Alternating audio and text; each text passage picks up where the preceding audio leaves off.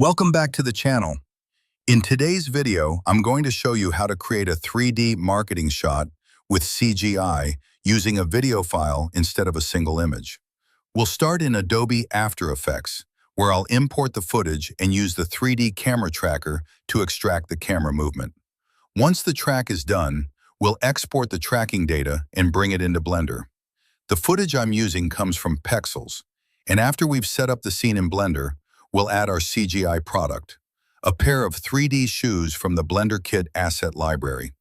Finally, we'll render the shot and see how combining After Effects in Blender can turn simple stock footage into a dynamic 3D marketing video.